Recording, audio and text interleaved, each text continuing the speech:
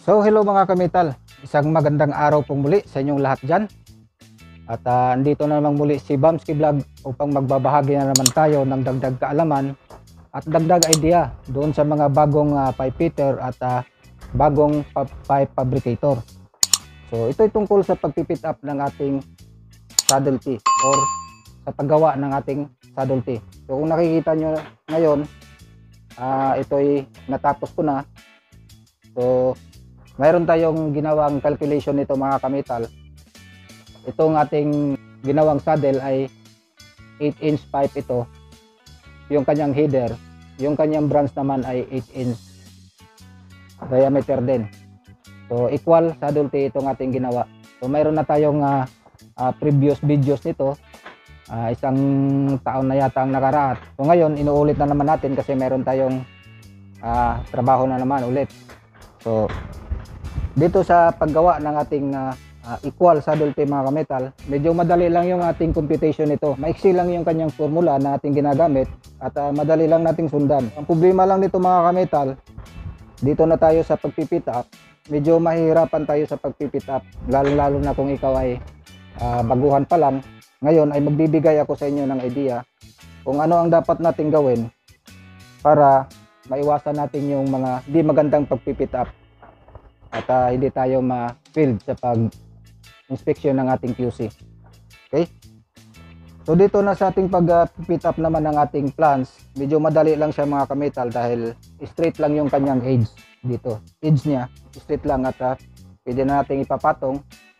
Basta libilado lang yung ating pipe sa ating pagkakating ay madali natin siyang ipit up. Hindi gaya dito sa ating saddle, kung nakikita nyo, mahirapan tayo dito sa kanyang curve. Yan, kailangan pag butas natin nito, kailangan hindi natin i-0-0 kasi kadalasan yung medyo lalaki yung gap dito banda mga kamital. Medyo mahirap dito kaya critical area itong dito na banda. Yan. So walang problema dito kasi pwede nating ma-adjust lang na konti.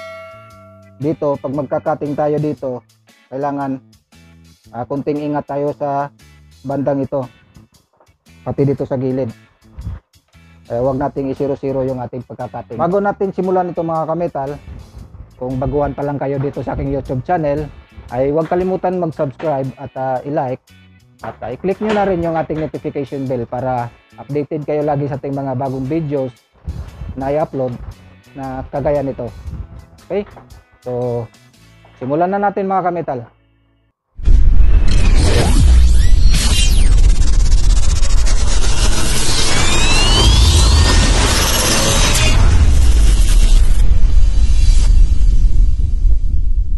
So guys, kamital, gagawa tayo ng saddle tee dito. Dito banda natin ilalagay yung 8 inches na branches niya. Wala po tayong available na equal tee. So ang mangyayari nito, 8 inch na branch gagawin nating saddle. So ito yung ating gagawin mga kamital na saddle tee. Yan yung itong ating 8 inches na pipe. Yan gagawin nating saddle. So ganyan yung forma niya. So kung nakikita nyo, mayroon na akong nilayout dyan na mga markings at nilagyan ko ng mga palatandaan na mga degree para makuha ko yung saktong sukat niya para fit yung ating saddle dito sa kanyang header. Okay, so ngayon ipapaliwanag ko ulit sa inyo. Actually meron na akong video nito kung paano tayo mag-calculate ng ating saddle tee. So napakadali lang nito mga kamital at walang kahirap-hirap ito. Okay, papaliwanag ko sa inyo mga kamital kung hindi nyo pa nakita yung unang video ko. So ipapaliwanag ko sa inyo kung paano natin ito ginawa at yung formula na ginagamit natin. So guys, ito yung ating saddle tee na 8-inch branch. Itong 8-inch natin mga kamital, yung ating outside diameter is 219.1. Yung kanyang outside diameter. Yan. Yung inside diameter naman niya is 193.7 mm. Okay, kung i-calculate natin to, kailangan lang natin yung kanyang half outside diameter at yung ating half inside diameter. So kung napapansin nyo dito mga kametal, nag-divide ako dito ng 16 division para makuha natin yung hindi malayo yung kanyang distance, para mas madali nating ma-connect yung kanyang linya dito. Kasi pagka malayo yan mga kametal at hinati lang natin itong ating circumference ng 8 division, so malayo siya mga kametal, so mahirapan tayong mag-connect at baka hindi accurate yung ating pagmamarking. Para makuha natin yung division nito, kung ilang division yung gusto ninyo, so depende pa rin yan sa inyo mga kametal kung ilang division yung inyong gustong gawin. So dito sa 8 inch ay ginawa ko siya ng 16 division. So para makuha natin yung kanyang division, kuhanin nyo lang inyong circumference nito. So sa pagkuha ng circumference, yung ating outside diameter na 219.1, i-multiply lang natin yan sa pi. Equivalent ng pi is 3.1416. Dito naman yung distance nya, kung i-divide natin yan sa 16, yan na yung bawat distance nya. So ang distance nito is 43 mm. So i-calculate nyo lang dyan kung tama yung aking calculation. So dito naman, kung napapansin ninyo, mayroon akong nilagay dito na mga degree. Okay? Yan. Simula rito, ito yung ating 0. Yan. Tapos meron tayong 22.5, 45 degree, 67.5 degree at 90 degree. So paano nangyayari yan? So ganito lang yan mga kametal. Yung ating 16 division, yung degree ng ating whole circle is 360 degree. So yung ating 360 degree, i-divide nyo lang yan sa 16 division. So 16 division yan. 360 yung whole circle natin, kahit anong circle yan, maliit man na circle yan, so 360 degree yan. Kung ilang division yung nilagay ninyo, halimbawa ito ay 16 division, i-divide nyo sa 16. Kung nag-divide naman kayo ng 8 lang dito sa ating 8 inches, so i-divide lang niyo din sa 8. Okay? So yung answer niyan, itong 360 divide 16 is 22.5 degree. Okay? So yung bawat center line niya dito, yung ginawa nating mga linya, itong mga markings na ito, ay 22.5 degree yan. Okay? So ang kasunod naman niya is 45 degree. Kasi 22.5 plus 22.5 is 45 degree. Okay? Ang kasunod niya is 67.5. Plus nyo lang lagi yung 22.5. Tapos ito namang 67.5, ang kasunod niyan ay 90. Okay? So, dito naman, balik tayo ulit sa 67.5. Yan. Kasi yung ating pagmamarking yan mga kametal, paganan yan. Yan. Bali saddle. So ibang markings din siya pag gagawa tayo ng lateral. So ito bali nahahati siya sa 4. Okay, so 67.5, pabalik-balik lang yan mga kametal. 45, 22.5, 0. Ito naman yung ating 0, opposite naman siya dito sa kabila naman na 0. Yan. Yan. Yan. Kasunod sa ating 0, 22.5 ulit, 45, 67, 90. Itong 90 natin, opposite naman yan dito sa ating 90 din dito sa kabila. So yan, pabalik-balik lang yan mga kametal. Okay, so dito naman mga kametal, yan, sa pagkuha ng ating mga measurement dito, yan, simula rito, ito yung reference natin sa pagkuha ng ating sukat. Yan. Kasi straight yan at nirap around ko yan. Yan, simula rito, ito yung ating 0 mga kametal, ito yung ating 0 degree. Okay, so mga degree yan dito sa gilid. So mayroon tayong ginamit na formula nito mga kametal. So ito yung ating 22.5 sa pagkuha ng ating length dito, simula rito sa ating reference, dito tayo kukuha ng measurement. Simula rito, dito naman, simula rito, yan. Ito yung ating mga sukat. So ang ginamit nating formula dito mga kametal, So ito yung ginamit nating formula mga ka-metal, sinulat ko lang sa ballpen. Formula na ginagamit. So H ito yung ating header. Yan, header natin. Yan, header half OD. So half OD lang ang kailangan natin diyan mga ka-metal, pati yung sa ating branch. Half ID naman yun sa branch. Okay? So minus square root of H yan mga ka-metal. Yang letter C na yan, yan yung ating open parenthesis. Yan. Kailangan lagyan natin yan ng mga ganyan mga ka-metal, kasi minsan yung ating calculator ay nag-i-error pagkakulang yung mga input na ilalagay natin dyan. Okay, so open parenthesis, H again, tapos squared, minus open parenthesis ulit, B. Yung ating B is yung ating branch, half ID. Okay, so times natin sa sign of degree. So lagyan din natin yung mga input na yan mga ka-metal, yung close and open parenthesis. Yung D natin, yan yung ating degree of center line. Ito na yon mga ka-metal. Yan. Kung ano yung degree na kuhanan nyo ng length, halimbawa ito 22.5, so ilagay nyo dito 22.5 din yan. Tapos double, close parenthesis, squared, close parenthesis ulit. So ganyan lang, maiksi lang yung ating formula. Compare natin sa lateral, medyo mahaba yung kanyang formula. Okay, so ngayon nilagay ko na dito yung mga given numbers natin. So ito yung ating H, yung outside diameter natin, half OD. Yan. Yung H natin, outside diameter niya is 219.1 mm. So half OD lang yung kailangan natin. So 109.55 mm. Sundin nyo lang yung formula na yan. At ito yung ating B, ito yung ating branch, inside diameter, half OD naman yan, half ID, times sign of 22.5, tapos double close parenthesis, squared. So ito na yung mga answer niya, 6.46 sa ating 22.5. Yan, pabalik-balik lang yan mga ka-metal. Itong apat lang yung ating kinuha, 22.5, 45 degree, 67.5 degree, at 90 degree. Okay, so sa ating 45 degree is 24.04, sa ating 67.5, 46.34, 58.35 naman sa ating 90 degree. Okay, so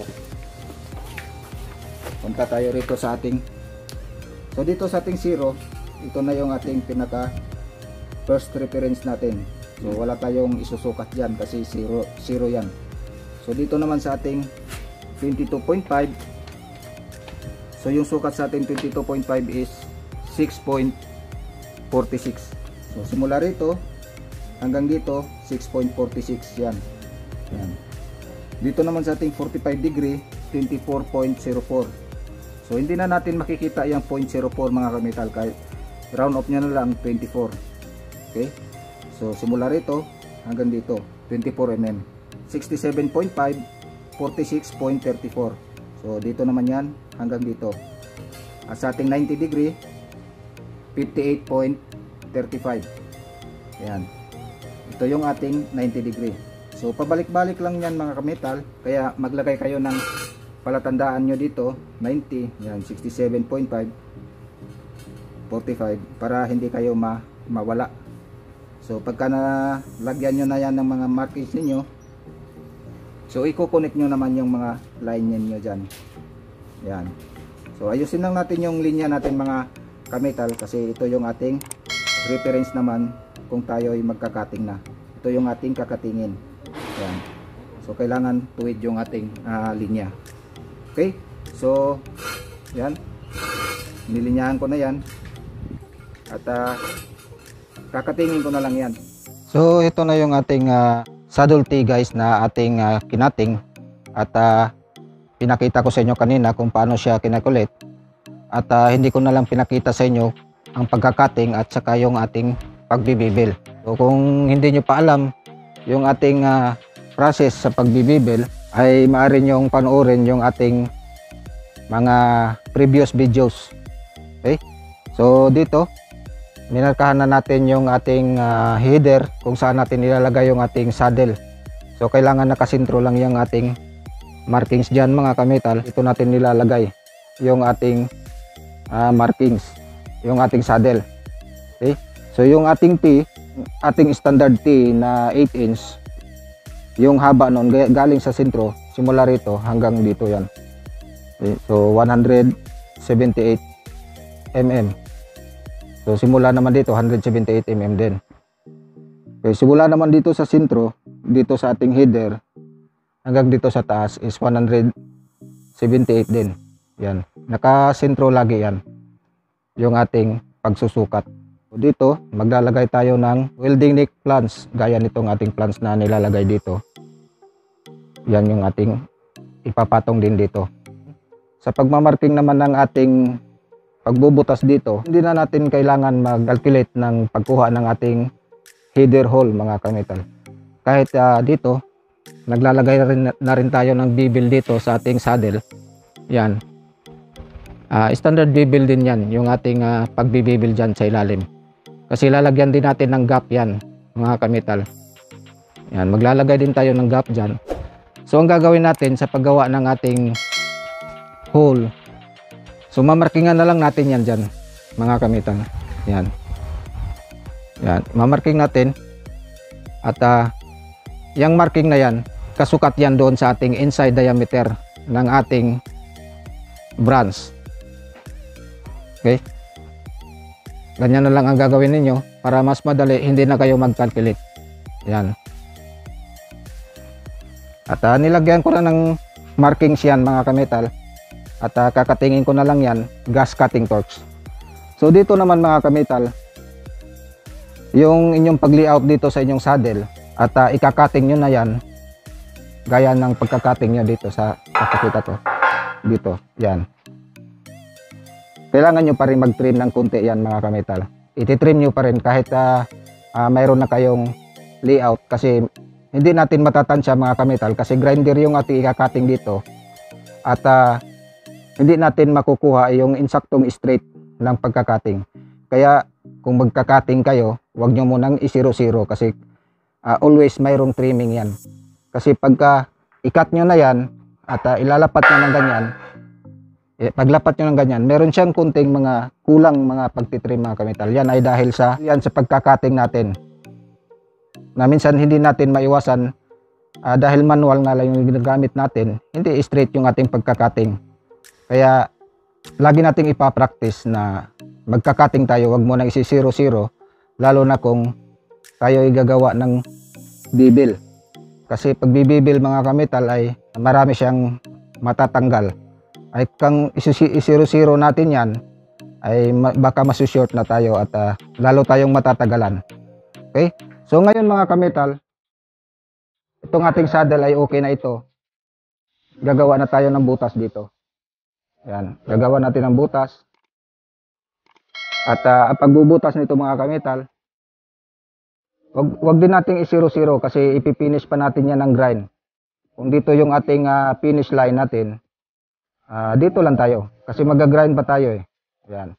Iga-grind pa natin lalo na gagamit tayo ng gas cutting torque. So guys, kakatingin natin ito.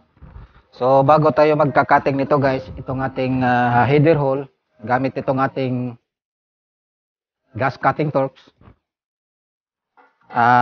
Padaanan muna natin ng grinder itong ating markings para pagka i-cutting natin hindi siya mawawala. Mayroon tayong grind dyan, palatandaan. Okay?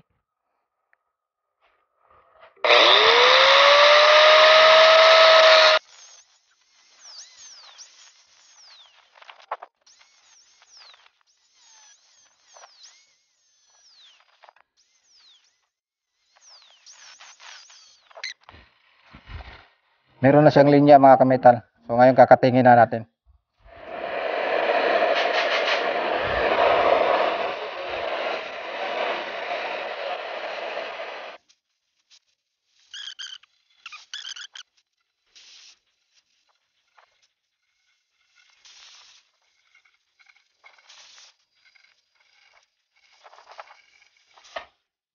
Okay, so ayan, cutting na natin mga kamital.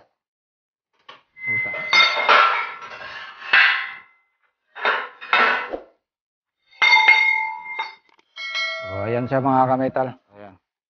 So dito ipipinish natin yan at i-bevel na rin natin. Ayan. I-bevel natin yan. Lilinisin ko muna at ipapakita ko sa inyo mamaya yung kanyang finish. Okay, at ipipit up na rin natin. Yan na yung ating butas mga kamital. At na-finish na natin. At nalagyan na natin ng counting bevel lang naman yung ilalagay natin dito mga kamital. Yan. So, ngayon, ipipit up na natin itong ating saddle. Pagkatapos nating pit up ito, isusunod natin yung ating wheel neck flange na ipapatong natin dito. So ayan, natapos na yung ating pag-pit up ng ating saddle mga kamital. So ganyan lang yung ating pag-pit up mga kamital. So ayan, meron siyang gap at least 3 mm. Ayan. Sa pag-layout ng saddle tee mga kamital ay medyo madali lang. Pag atin na itong i-pit up, medyo may kahirapan siya mga kamital. Kasi hindi siya straight na gaya ng pag-pit up natin dito sa flange to pipe, kasi straight lang siya. Kasi ito may pakurba ito. So kailangan talaga nating i-trim yan mga kamital kung mayroong kulang-kulang na mga gap. Pagka hindi natin na mabalance yung kanyang gap, ay baka hindi tatanggapin ng QC. So yan. So kailangan lang natin ng kunting pasensya pag tayo mag-pit up ng ganito. So ngayon, yung kulang na lang nito yung ating flange na ipapatong dito. So mayroon na tayong nalinis na flange. So yan yung flange na ilalagay natin at nalilinisan na rin natin yan. Ayan ay welding neck flange na 8 inch plus 300. Pag-pit up ng flange dito ay medyo madali na lang siya kasi ito ay napaka level ng pagkakating nito. So lagyan na lang natin ng gap rod yan na 3 mm at ipapatong na lang natin. At ang kanyang butas ay i-align na lang din natin. So ganyan na lang kadali.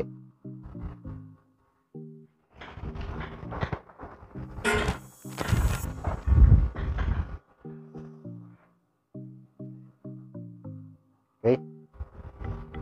So i-align na lang natin yung kanyang butas.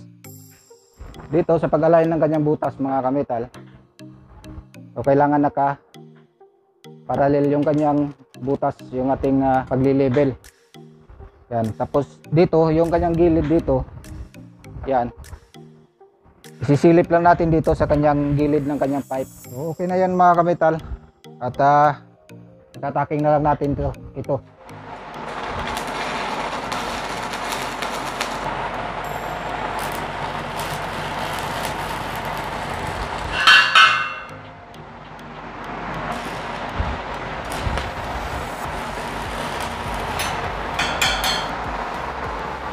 Ayos. Okay, so ayos na yung ating pag-pit up ng ating flange mga kamital. So yan yung ating gap. Yan 3 mm. Yan, sa loob. Kailangan balance yung kanyang inside diameter ng ating pipe at saka yung ating flange. So yan, ganyan lang ang pag-pit up ng ating flange ang saddle. Okay, so yun lang mga kamital, yung ating pag-pit up ng ating saddle tee. So yan, so medyo complicated siyang kunti, madali lang siyang gawin mga kamital at i-layout itong ating saddle tee. So dito tayo mahirapan sa pag-pit up, kaya kunting ingat tayo dito sa pag-pit up kasi lalong-lalo na ditong banda sa may dito sa gilid ng kanyang pipe. Yan, medyo mahirap dyan kung di pa natin kabisado yung pag-pit up nito. Okay, so kailangan lang natin mga kamital, kung magmamarking tayo, wag lang natin i-0-0 talaga yung ating cutting. Okay, so kailangan meron tayong allowance at least 5 mm or 10 mm. Kahit na magtitrim tayo mga kamital, basta hindi lang lalaki yung gap natin, walang problema yun, kahit matatagalan tayo. So wag lang nating mamadaliin. Kailangan sure yung ating trabaho para pag at least pag x-ray nito, wala na tayong problema kung pumasa. Okay? So I hope mga kamital, lalong-lalo na sa mga baguhan, sana mayroon kayong nakuha na aral at idea kung paano mag-fit up at mag-layout nitong ating saddle tee at saka pag-fit up ng ating building neck flange. Okay? So maraming salamat sa inyo mga kamital sa inyong pagpapanood at bago tayo magtatapos, kung baguhan pa lang kayo dito sa aking YouTube channel, ay huwag kalimutan mag-subscribe at i-like nyo na rin yung ating video kung sa tingin nyo ay nakatulong sa inyo, at i-click nyo na rin yung ating notification bell para ma-update pa kayo lagi sa ating mga susunod pang mga video. So maraming salamat sa inyo lahat at mabuhay po kayo. God bless. So bye bye.